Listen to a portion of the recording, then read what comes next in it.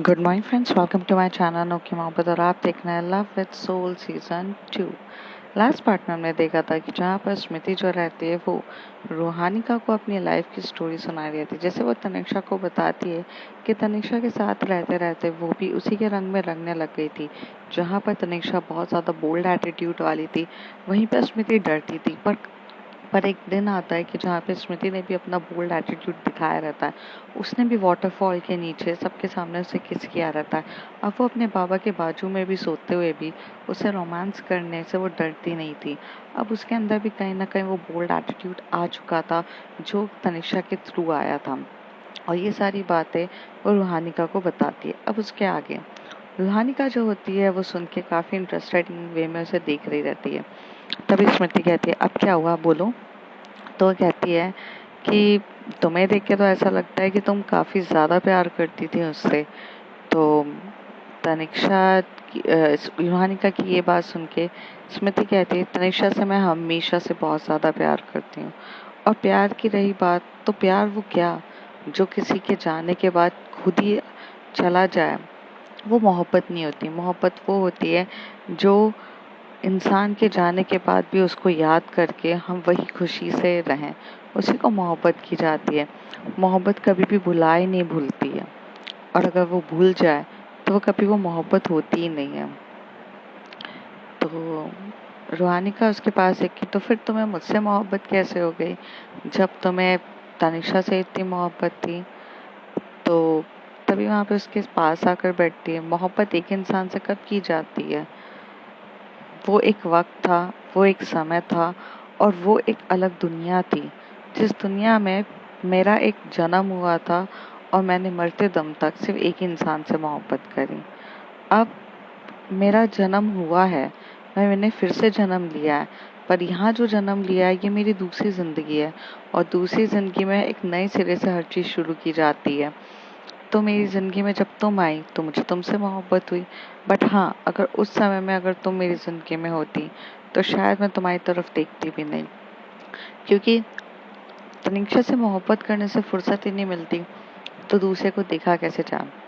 जैसे कि आज तुम मुझसे मोहब्बत करने में इतनी ज़्यादा व्यस्त हो कि तुमसे जो मोहब्बत कर रहे होंगे शायद तुम उनकी तरफ देखती तक नहीं हो।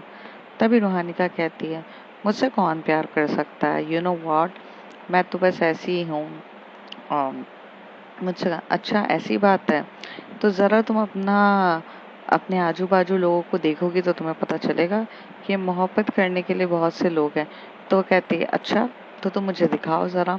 तो वो कहती है, ठीक है, आज हम एक काम करते हैं, घर पे बैठे नहीं रहेंगे, हम यहाँ से निकलते हैं, तो मैं तुम्हें बताऊंगी कि राह राह पे चलते हुए कि कौन तुमसे बेहद मोहब्बत करता है। तो वो कहती है, अच्छा, और अगर नहीं मिला तुम्हें तो कहती है कि मैं कभी हार नहीं सकती हूँ। मुझे पता है ना कि जिस नज़र से लोग तुम्हें देखते हैं वो नज़र मैं समझ सकती हूँ, और वैसे भी मैं तुमसे ज़्यादा एक्सपीरियंस्ड हूँ हर चीज़ में, तो मुझे समझ में आता है। तो वो कहती है, अच्छा ऐसा है क्या, चलो कहाँ चलते हैं।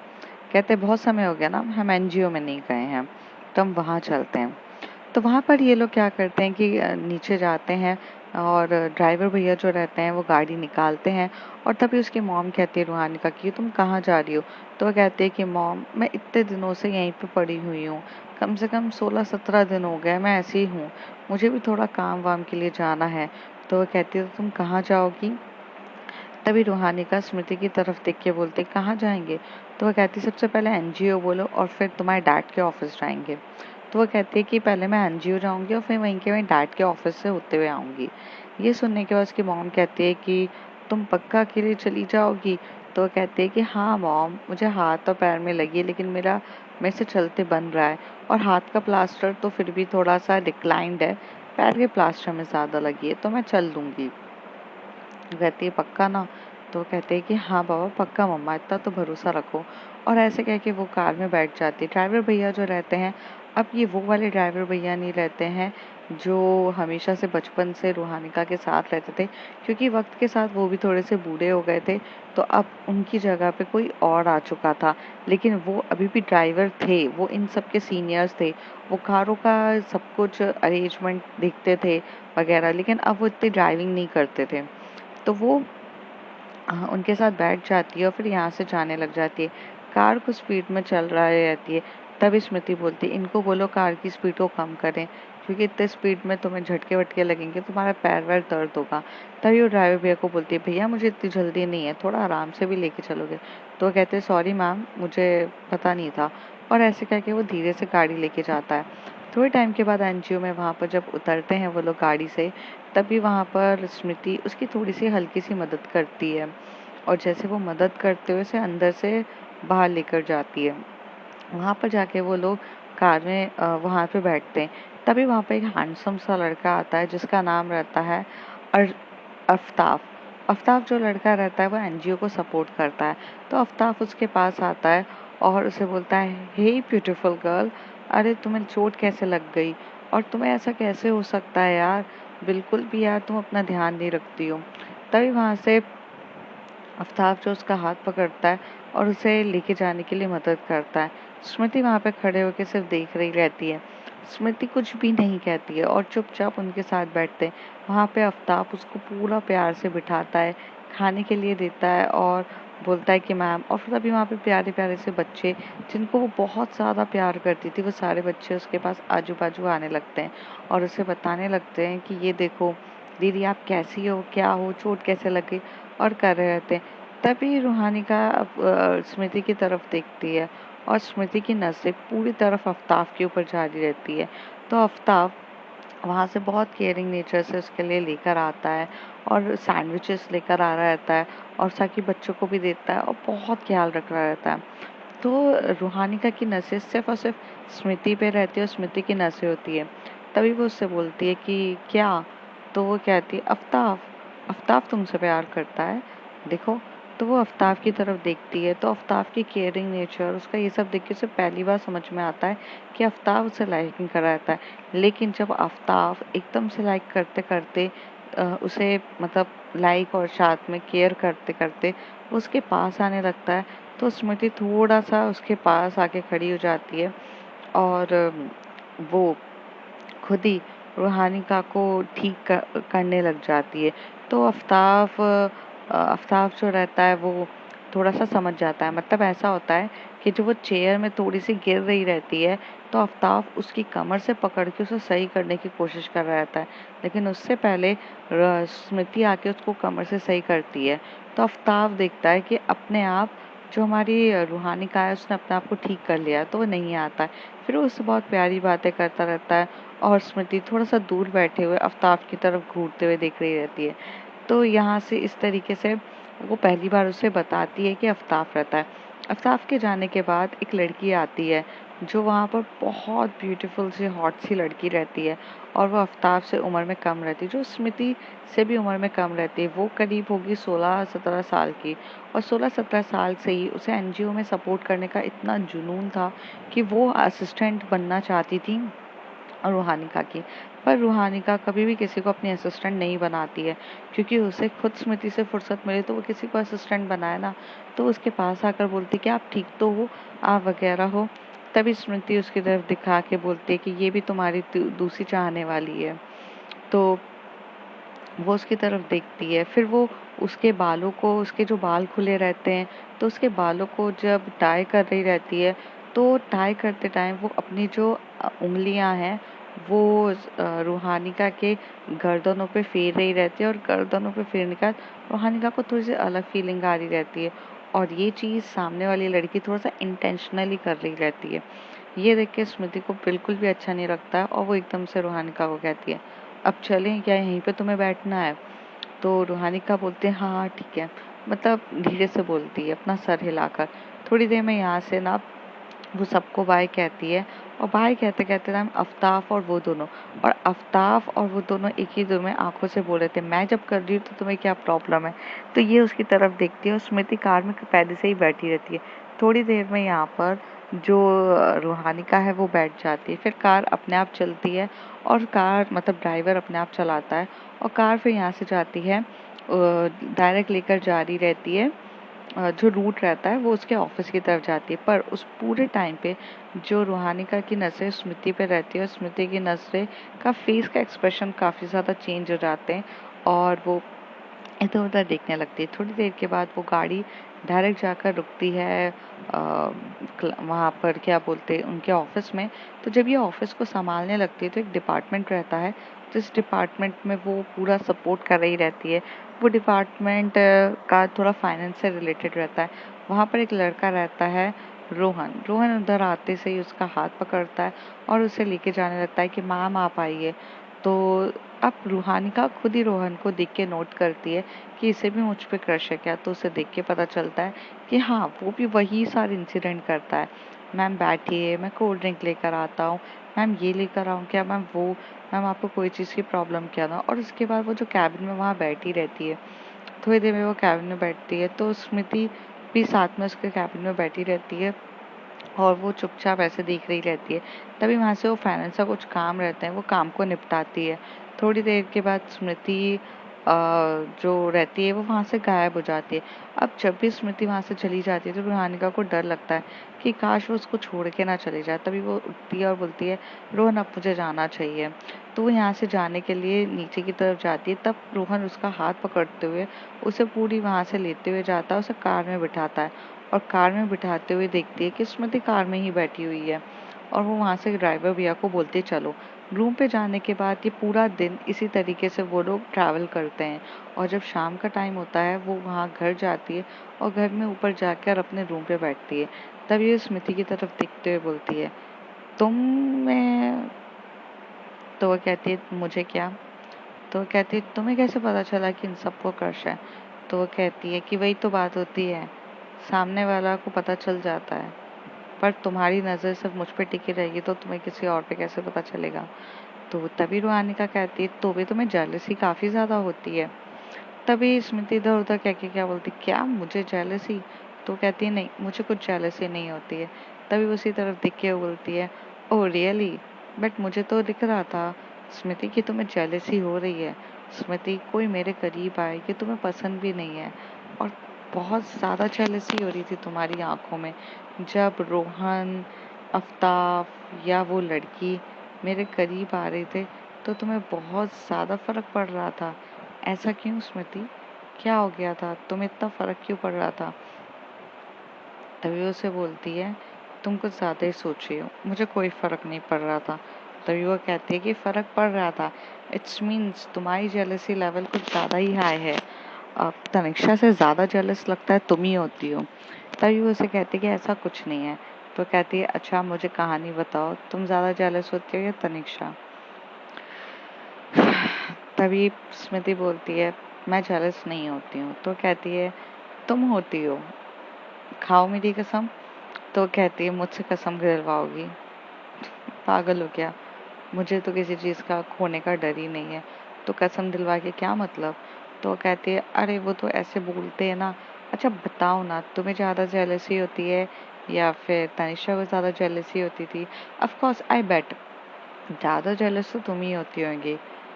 तो वो कहती है कि पता नहीं, पर जेलस तो दोनों ही होते हैं। तो कहती कंटिन्यू करो स्टोरी तो पता चल जाएगा मुझे, वो मैं जज कर लूँगी, तो मुझे बताओ। तभी स्मृति कहती है कि आज नहीं कभी और। तभी रूहानिका उसका हाथ पकड़ के बोलती है वक्त को जायज़ मत होने दो, तुमने जैसा बोला मैंने सब कुछ किया, अब मुझे भी जानना है कि जेलस होता कौन है, प्लीज़ बताओ ना। तो उसे बोलती है ठीक है, हम लोग दिल्ली में थे और दिल्ली से सॉरी हम देहरादून में थे और देहरादून से अब हमें दिल्ली जाना था और एज़ यूजुअल हमारी ट्रेन की टिकट्स अवेलेबल थी और अब हम जा रहे थे। जब हम ट्रेन में वहाँ पर बैठे थे तो वहाँ पर तनिषा जो थी कि उसने एक पर्सनल कंपार्टमेंट वाला बुक कराया था। मीन्स जैसे कि दो लोग होते हैं वो।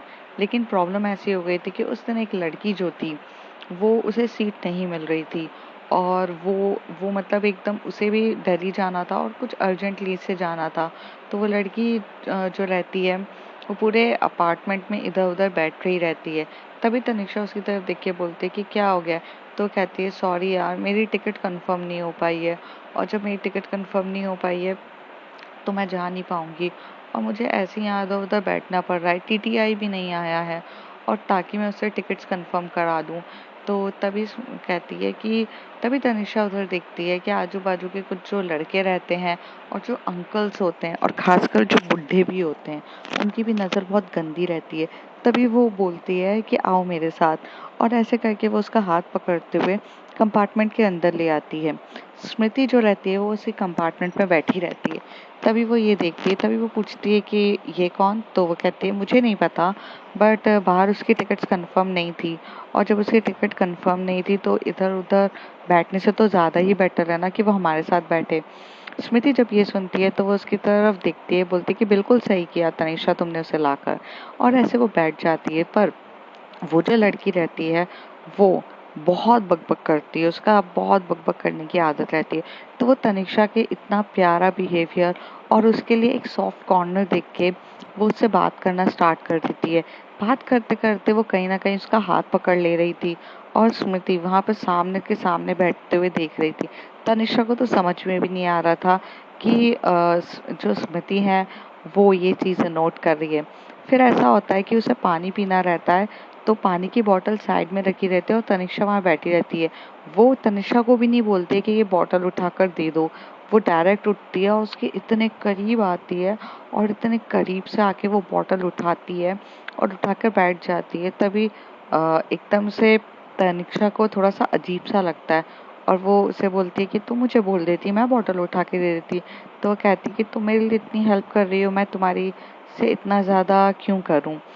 थोड़ी देर में यहाँ से जो तनिषा जो रहती है वो उससे फिर से बात करने लगती है, और इस सिचुएशन में ऐसा होता है कि तनिषा जब उस लड़की से बात कर रही रहती है तो ऐसा होता है कि वो ऐसे बिहेव करती है जैसे कि स्मृति वहाँ पे एग्जिस्ट ही नहीं करती है। स्मृति को थोड़ा सा गुस्सा आता है और स्मृति वहाँ से उठ के कंपार्टमेंट ओपन करती हो जाती है। तभी जैसे कंपार्टमेंट ओपन करती है तो तनिषा बोलती है कि तुम कहाँ जा रही हो? तो स्मृति बोलती है तुमने उससे मतलब, और स्मृति इस तरीके से जवाब देकर चली जाती है। तभी तनिषा कहती है अच्छा 1 मिनट में आती हूँ", और ऐसे बोल के वहाँ पे जाती है। तो वो लड़की वहाँ पे बैठी हुई रहती है और कहती है कि इसको क्या हो गया एकदम से। तभी वहाँ से वो जाती है और वो वॉशरूम जा रही रहती है स्मृति। तभी तनिषा उसे बोलती है कि क्या हो गया है, तुम एकदम से, तुम्हें वॉशरूम जाना है? मैं हर बार तुम्हारे साथ चलती तो हूँ, तो तुम्हें क्या प्रॉब्लम हो गई इस बार बोलने में? तो वह कहती है नहीं, तुम उस लड़की के साथ बैठी रहो ना, वो लड़की तुम्हारे लिए ज़्यादा इम्पोर्टेंट है। मैं तो बेवकूफ़ हूँ ना जो तुम्हारे साथ ट्रैवल कर रही हूँ। एक काम क्यों नहीं करती हो, तुम उसको हमारे साथ दिल्ली लेके चलो और उसे ना अपने ही रूम में रख लेना, फिर उसी तरीके से तुम मुझे अवॉइड करना जिस तरीके से तुम मुझे अभी अवॉइड कर रही हो। स्मृति एकदम से गुस्से से कहती है। तभी तनिषा कहती है उफ, ये जेलसी, तुम्हारे अंदर बहुत ज़्यादा जेलसी है बेबी। वो अकेली थी इसलिए मैं उसकी मदद कर रही थी, उसके अलावा तुम्हें अवॉइड करना मेरा इंटेंशन हो सकता है क्या? और बाप रे कितनी आग बबूला होती हो तुम। तभी वो कहती बहुत हो गया तुम्हारी बकवास, मैं जा रही हूँ, और ऐसे कह के वो वहां से ना वॉशरूम में चली जाती है। वॉशरूम में जैसे ही घुसती है तो तनिषा रहती है, वो भी वॉशरूम में उसके साथ घुस जाती है। तो वो कहती है तुम क्या कर रही हो, वॉशरूम क्या घर का वॉशरूम है जो साथ में जा रही है? तो कहती है कि नहीं, अगर मेरी गर्लफ्रेंड ऐसे रूठी रहेगी तो मैं कैसे मनाऊंगी। तो बोलो ना, क्या हो गया, तुम इतना गुस्सा मत हो बेबी, तुम्हें। तो कहती है नहीं तनिषा, तुम उससे जब बात कर रही थी तो तुम इतना ज्यादा घुल मिल गई थी कि तुम्हें फर्क ही नहीं पड़ता कि मैं हूँ या नहीं हूँ, और ये चीज मैं हैंडल नहीं कर सकती हूँ। तो वो कहते अरे बाप रे, ऐसा कैसे सोच सकती हो तुम कि ऐसा है, और ऐसे कह के वो उससे कुछ कहने ही वाली रहती है स्मृति। तभी तनिषा उसके लिप पे अपना लिप रख देती है, उसे बहुत प्यार से किस करने लग जाती है। 2 मिनट तक वो उसे किस करने लग जाती है। तभी वो वॉशरूम से बोलती है कि हमारा, तभी उसे दूर करते हुए बोलती है हमारा सामान रखा है वहाँ पे, तुम उसे छोड़कर आ गई हो, कोई लेकर चला गया तो कहती हाँ यार, ये तो मैंने सोचा ही नहीं। तनिषा बोलती तो कहती जाओ। फिर वो वहां से वॉशरूम से निकलती है, वो लड़की वहीं पर बैठी रहती है। ऐसे चोरी वोरी करने का कोई इंसिडेंट नहीं था वहां पर। फिर ये वॉशरूम में जाती है, वॉशरूम से क्लीन होती है, फिर आती है। तभी वहां से उसे टीटीआई टकरा जाता है। तभी जेलसी की पीक हाइट पे तो वो थी। तभी उसे कहते कि टीटी मतलब वो टीटी बोलती है कि सर, हमारे अपार्टमेंट में एक लड़की बैठी है, उसकी टिकट कंफर्म नहीं है और वो बेचारी लेडीज है, तो आप आइए ना प्लीज। ऐसे बोल के वो अंदर से लेकर आती है। जैसे वो गेट ओपन होता है तभी वो देखते हैं कि ये दोनों एक दूसरे से बात कर रहे थे और इस बात पे वो काफ़ी गुस्सा भी हो रही रहती है। तभी वो टीटीआई को लेकर आती है और उसकी टिकट के बारे में पता करती है, उसे कंफर्म करवाती है और उसे बोलती है कि आप यहाँ से चले जाओ। तभी वो लड़की बोलती है मैं कहाँ जाऊँ? तो कहती है टीटीआई आपको टिकट, टीटीआई जो हमारे सर हैं वो आपको कंफर्म टिकट दे रहे हैं ना, आप उनके साथ चले जाओ। तभी वो बोलते हैं कि हाँ बेटा, मैं तुम्हें कंफर्म टिकट देता हूँ, आ जाओ। फिर ऐसे करके लेके जाती है। तभी तनीषा उसी तरफ देख रही रहती है और कहती है कि ओफ, तुम बहुत गुस्से वाली हो। तो वो कहती है कि मैंने क्या गुस्सा किया? तो कहती है ये रूप तो मैंने तुम्हारा कभी नहीं देखा, इतने बचपन से लेकर हम बड़े हो गए, पर तुम्हारी जेलिसी की पीक हाइट मैंने इतनी नहीं देखी। तभी वो कहती है मैं जेलस नहीं हूँ। तो तनिषा उसके बाजू में आके बैठती है और गेट को लॉक करती है और उससे बोलती है तुम जेलस ही थी? तो वो कहती है मैं जेलस नहीं थी। तो कहती है ये क्या था? तो कहती है कुछ भी नहीं था। अच्छा एक बात बताओ, तुम इससे पहले भी कभी जेलस हुई हो? तो कहती है कि मैं नहीं हुई हूँ। तो कहती है शायद हुई हो, जब तुमने मुझे आर्यन के साथ बार बार देखा था तब भी तुम्हें इतनी जेलसी हुई थी। तभी उसी तरफ देख के बोलती है नहीं। तो कहती है झूठ मत बोलो। और ऐसे कह के ना वो उसकी विंकल्स करने लगती है, मतलब उसे गुदगुदी छुटाने लगती है उसी कमर में। तभी वो उसे बोलती है अरे अरे गुदगुदी मत छुटाओ, अच्छा बताती हूँ। तो तनिषा उसको अपनी ओर खींचती है, उसे साइड से हक करते हुए। ये दोनों बर्थ पे लेटे हुए रहते हैं, एक ही बर्थ पे दोनों एक दूसरे से चिपके हुए लेटे हुए रहते हैं। और फिर वो उसे बोलती है बताओ। तो तब उसे बताती है आर्यन के टाइम पे भी मुझे जेलसी होती थी तुम्हें किसी और के साथ देखकर, बट मुझे उस समय समझ में ही नहीं आता था कि मुझे क्या होता है। और दूसरी चीज़, उस समय हम रिलेशनशिप में तो नहीं थे ना, तो मुझे नहीं पता था कि तुम्हें क्या है ये। तभी तनिषा बोलती है और अब तो मुझे किसी और के साथ देख नहीं पाती हो ना? तो कहती है कि नहीं देख सकती हूँ, बट तुम मुझे अवॉइड करोगी ये बात मुझे अच्छी नहीं लगती। तो वह कहती है अवॉइड मैं तुम्हें नहीं करती हूँ पापा, मैं बस उस लड़की को कंसोल कर रही थी, क्योंकि मैं समझ सकती हूँ कि वो बेचारी अकेली लड़की ट्रैवल कर रही है तो उसे बुरा तो लगता ही है ना। तो वो कहती है कि अच्छा ऐसा है क्या? और ऐसे बोल के वो उसकी तरफ देखती है। जब वो ऊपर से उसकी तरफ देखती है तो यहाँ पर जो हमारी अ, तनिषा रहती है वो एकदम से लिप किस कर देती है हमारी स्मृति को। और स्मृति और वो दोनों एक दूसरे को काफ़ी पोलाइटली वे में बहुत प्यार से लिप किस कर रहे रहते हैं। थोड़े टाइम के बाद ट्रेन का ट्रैवल इसी तरीके से होता है और दिल्ली के ये लोग पहुंच जाते हैं, दिल्ली के हॉस्टल्स के वहाँ पर पहुंच जाते हैं। अब इनका रिजल्ट भी अनाउंस हो चुका रहता है और जब रिजल्ट अनाउंस होता है तो पता चलता है कि जो हमारी जो तनिषा है उसने जो रिजल्ट होता है उसके फर्स्ट ईयर का होता है और उसने दोनों सेमेस्टर पे बहुत अच्छा स्कोर किया रहता है और वो क्लास की टॉपर कहलाती है। और ये बात जब सब जगह पता चलती है तो अब तनिषा काफ़ी ज़्यादा पॉपुलर हो गई थी। और दूसरी तरफ जो हमारी स्मृति रहती है उसका भी 11th का रिजल्ट होता है तो उसने काफ़ी अच्छे मार्क्स किए थे, लेकिन वो टॉपर नहीं थी, वो 77% लेकर आके अच्छी होती। लेकिन उस समय जब टॉपर का जो था वो 85-87 हुए रहते हैं। और यहाँ पर जो हमारी जो 80% वो ऑल ओवर इंजीनियरिंग में लेकर आती है दोनों सेमेस्टर से और वो टॉप करती है। जब वो टॉप करती है तो रिजल्ट, मतलब जब ये लोग पहुंचते हैं तभी रिजल्ट डिक्लेयर होता है। तो वहाँ पर सब लोग आ जाते हैं एकदम से। तनिषा को ये पढ़ने लगता है, आर्यन आके हक करता है और स्मृति जो रहती है उसका हाथ एकदम से जो तनिषा के हाथ से छूट जाता है क्योंकि वो हक बैक कर रही रहती है। थोड़ी देर में तनिषा को सब के सब ऐसे मतलब उठा रहे रहते हैं, वो रहते हैं हिल रहते हैं। सभी वहाँ की फैकल्टीज आकर से बोलती है कि तुमने टॉप किया है, ये वो सब उससे बात कर रहे थे। और स्मृति कहीं ना कहीं इन सब चीज़ों से पीछे होती जा रही रहती है और स्मृति को अब थोड़ा सा अजीब सा लगता है कि अब वो क्या करे। तो जब वो वहाँ जा रही रहती है तो तनिषा की एकदम से नज़र होती है और वो स्मृति की तरफ देख रही रहती है और स्मृति वहाँ से थोड़ा सा दूर पर खड़ी रहती है और स्मृति जा रही रहती है। वो वहाँ से निकल के चली जाती है अपने अपने हॉस्टल की तरफ। तभी तनिषा कहती है 1 मिनट हाँ, और ऐसे बोल के वो वहाँ से भागती है और स्मृति का हाथ पकड़ के बोलती है कहाँ जा रही हो? तो कहती है कि तो उसकी तरफ बहुत प्यार से दिखने लगती है। तो कहती है अब ये मत सोचना कि इतनी भीड़ में भी मैंने तुम्हें अवॉइड किया है, मैंने कुछ अवॉइड नहीं किया और मैं तुम्हें कभी अवॉइड नहीं कर सकती हूँ। वो तो क्या है तुम्हें पता है रिजल्ट आया तो। तो कहती है तभी स्मृति उसे कुछ नहीं कहती। स्मृति के मन में ये चीज़ आती है कि अब तनिषा को पता है कि उसे कितना ज़्यादा मोहब्बत हो चुकी है उससे, कि अगर वो उसे अवॉइड करेगी तो हर्ट होगा, और वो उसका हाथ पकड़ के सबके सामने लेकर आती है। तभी सारे फैकल्टीज वगैरह सब बोलते हैं कि ये कौन है। तो वो कहती है ये मेरी फ्रेंड है और ये मुझसे सिर्फ 2 साल छोटी है, तो ये 11th में है, आई मीन अब 12th में चली गई है और मैं सेकेंड ईयर में चली गई हूँ।